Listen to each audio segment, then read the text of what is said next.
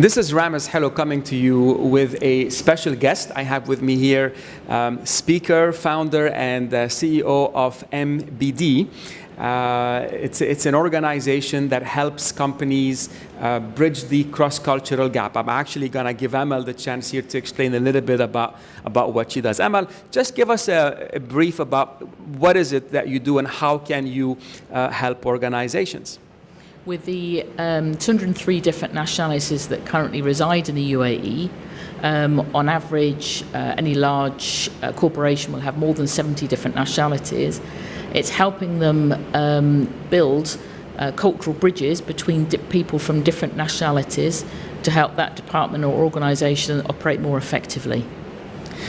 Wow, and that's so powerful, because today we live in a very diverse society, and I have led teams here locally, and it's been quite.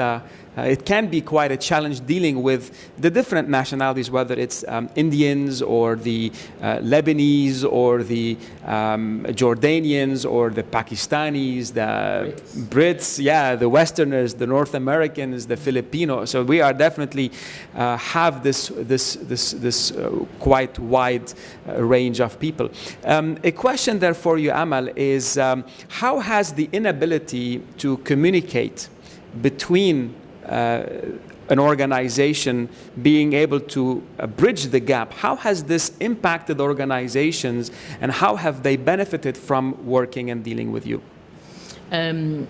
Prior to the work that I do with them, one of their biggest complaints is they have silos. So have mafias of the nationalities we mentioned, Indians, Filipinos, who will all group together because they know each other, there's a similarity. That's not good for the organisation, because as a manager I want teams to be cohesive, to work together for the betterment of the organisation. So in helping through a cultural journey to understand from a cultural perspective where I'm coming from, not just necessarily nationality, help me then understand where somebody else is coming from a cultural perspective, provides a space for non-judgmental communication. So in that non-judgmental communication, then it's helping organisations, teams, groups to be more effective, more productive, more profitable.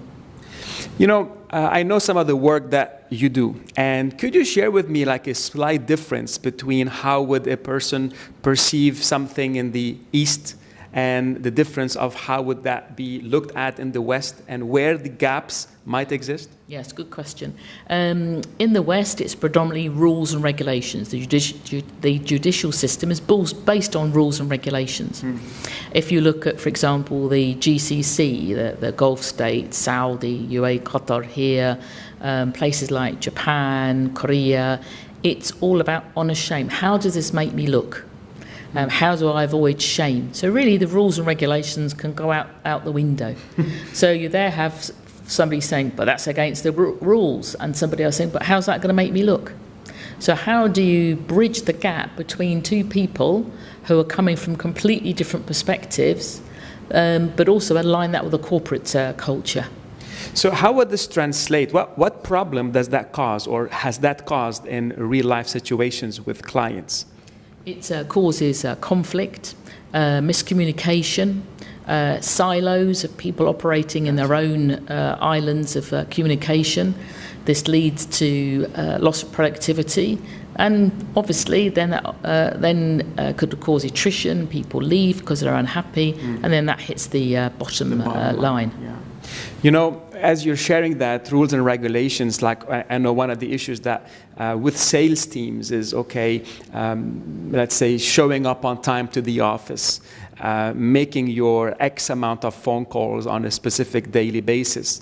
While somebody from the West might clearly understand the rules and regulation and feel they're communicating it to, let's say, their teams, if some of them are not from that rules and regulation background, that can cause a problem. Yeah. What are some of, what problem has that caused? And maybe you've heard clients tell you, we have issues with so forth and so on. Okay. Yeah, it's people from that honour shame feels though they're being micromanaged, feel as though it's insulting to have to turn up on time, make so many phone calls.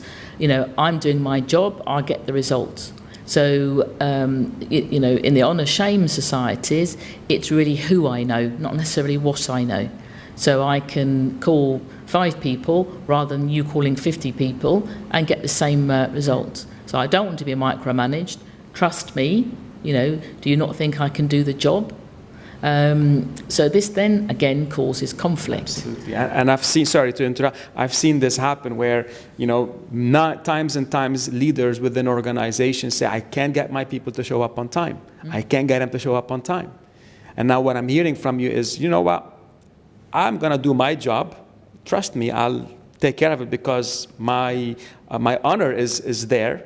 And while it might not look like that, you know, it definitely means to them that specific thing there. Yes, exactly. Yeah. Yes, I totally agree. And once you understand that, and we all like to feel that we're trusted and respected, then what could be perceived as being disrespectful is then, okay, you know, well, your cultural norm is you get on with it, when the rules and regulations, we're more tick box. You know, you turn up at this time, you make so many calls, these are the results. So it's again looking at it, understanding it from a different perspective, that not everybody comes from the same culture. Great. Now, just one last thing. I know before this session, you were telling me about you were speaking at a certain event, and you had a few supervisors from the oil and gas come and talk to you. Amal focuses, or one of her key strengths is working with lots of oil and gas companies. So, can you just tell me that story you shared with me? I think our audience can benefit from that. Yeah, sure. At the end of the engagement, the discussion I was giving, which is you know, about managing culture in large organisations, 3 of the team leaders came to me and said, "Please tell me, how do I communicate with people in my team who come from Asia subcontinent, from the Philippines, because I just can't get them to do what I want them to do." So how do I do this? Because the way I'm communicating with them just isn't working. And the team leaders invariably come from an engineering background. They're working in an intense, harsh operational environment where just the job basically needs to get done. So it's how they were looking for tips and hints on how can I get people to do the work. Yeah. They might, you know, one guy said, "I'm from Egypt. Egyptians, no problem. I know how they function. I know how they think. So how do I get to understand how these people think, so that I can then address them in the correct way?" Wonderful. This has been very insightful. I'm confident that people listening to this program are thinking about how effectiveness, or how effective or efficient they are as they are dealing with the people within that organization. You know, they say that we are 1 or 2 conversations away from getting what we want. And we either know how to have these conversations or we don't.